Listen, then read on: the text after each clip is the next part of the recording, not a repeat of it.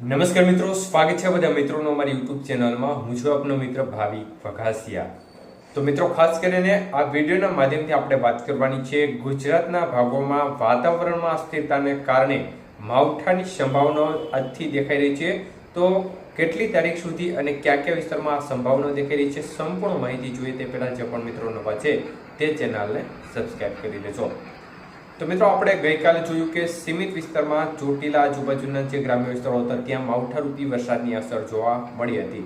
તો અસ્થિરતાનો માહોલ અત્યારે જોવા જઈએ તો ભારતના ઘણા રાજ્યોમાં જોવા મળી રહ્યો છે, કારણ કે ચોમાસું બેસતા પહેલા જે પ્રી મોન્સૂન એક્ટિવિટીની શરૂઆત થતી હોય છે તે પ્રકારની શરૂઆત છે તે દક્ષિણ ભારતના રાજ્યો છે, પૂર્વોત્તર ભારતના રાજ્યો છે તેમાં જોવા મળી રહી છે. ત્યાં વરસાદી માહોલ પણ અનેક રાજ્યોમાં જોવા મળી રહ્યો છે.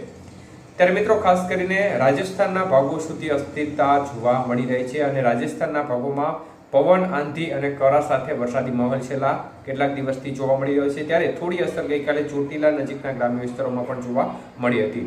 ત્યારે આજે 5 તારીખે પણ હજી સંભાવના બપોર બાદ દેખાઈ રહી છે અને આજે હજી વિસ્તાર ઓછા રહેશે, પરંતુ ખાસ કરીને આવતીકાલે થોડો વિસ્તાર વધી શકે છે. આજે ખાસ કરીને સૌરાષ્ટ્રના જે સીમિત વિસ્તારો છે તેમાં છૂટાછવાયા ભાગોમાં ક્યાંક ક્યાંક વરસાદી ઝાપટા જોવા મળી શકે છે. તો ઉત્તર ગુજરાતના ભાગો છે, મધ્ય પૂર્વ ગુજરાતના ભાગો છે તેમાં પણ આ પ્રકારે ક્યાંક ક્યાંક વરસાદી ગતિવિધિ જોવા મળી શકે છે. આવતીકાલે એટલે કે 6 તારીખે વિસ્તાર છે તેમાં થોડો વધારો થવાની શક્યતાઓ છે અને જેના પગલે સૌરાષ્ટ્રના ભાગોમાં ખાસ કરીને દરિયાઈ કાંઠાના વિસ્તારોને બાદ કરતા જે ઉપરના ભાગો છે સૌરાષ્ટ્રના, જેમાં ભાવનગર, અમરેલી, રાજકોટ જિલ્લો છે, બોટાદ, સુરેન્દ્રનગર જિલ્લાના ભાગો છે એ ભાગોમાં વાતાવરણમાં અસ્થિરતાનો માહોલ બને અને ક્યાંક ક્યાંક વરસાદની ગતિવિધિ જોવા મળે. દક્ષિણ ગુજરાતના ભાગોમાં પણ ભરૂચ આજુબાજુ, નર્મદા, તાપી તેમજ મધ્ય પૂર્વ ગુજરાતના તમામ ભાગો અને ઉત્તર ગુજરાતના ઘણા ખરા વિસ્તારો છે તેમાં પણ વાતાવરણમાં અસ્થિરતાનો માહોલ જોવા મળે અને છૂટાછવાયા ભાગો છે તેમાં વરસાદી ગતિવિધિ જોવા મળી શકે છે. એટલે આવતીકાલે થોડું અસ્થિરતાનું પ્રમાણ વધુ રહે તે પ્રકારની શક્યતાઓ દેખાઈ રહી છે. એટલે ખેડૂત મિત્રોએ આવતીકાલે થોડી વધુ સાવચેતી રાખવી જરૂરી છે. તો ત્યારબાદ 7 તારીખે પણ થોડી અસ્થિરતા દેખાઈ રહી છે, જેના પગલે ગઈકાલે મતલબ કે 6 તારીખના જે વિસ્તારો હશે તેનાથી આંશિક ઘટાડો થાય અને તેમાં છૂટાછવાયા ભાગોમાં ક્યાંક ક્યાંક વરસાદની ગતિવિધિ જોવા મળે તે પ્રકારની શક્યતાઓ અત્યારે દેખાઈ રહી છે.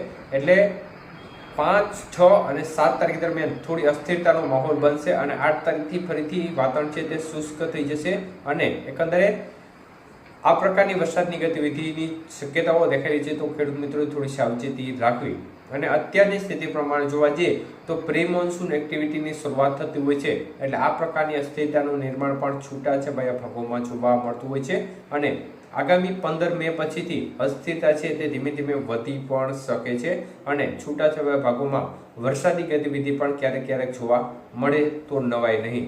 એટલે આપણે આગામી દિવસોની અપડેટ પણ સતત આપતા રહીશું, પરંતુ અત્યારે જે શક્યતાઓ દેખાઈ રહી છે તે મુજબ 5, 6 અને 7 તારીખ દરમિયાન આપણે જે વિસ્તારોમાં શક્યતાઓ દર્શાવી છે તે વિસ્તારોમાં થોડી સાવચેતી રાખવી જરૂરી છે, જેથી કરીને અત્યારે જે ઉનાળુ પાકો છે જે પણ મિત્રોએ વાવ્યા હોય છે તેમને કોઈ પણ પ્રકારનું નુકસાન ન જાય તે હેતુથી તમામ ખેડૂત મિત્રો ખાસ સાવચેતી રાખવી. સંજોગો વસાત જો કોઈ માવઠું થઈ જાય અથવા તો છાટાછૂટી થાય તો આ સંજોગો દરમિયાન નુકસાન થઈ શકે છે, એટલે ખેડૂત મિત્રોએ ખાસ સાવચેતી રાખવી.